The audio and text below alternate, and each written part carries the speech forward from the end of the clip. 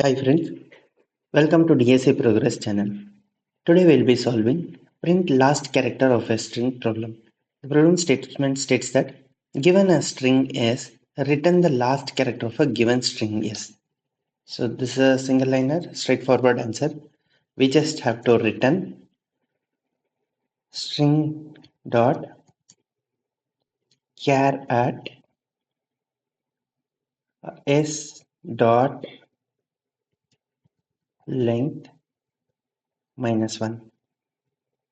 So the character at the last index would be the last character of the string. Let me run it.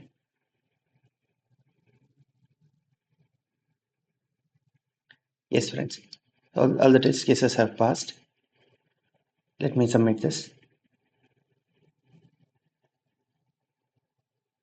All the 14 test cases have passed. Thank you, friends.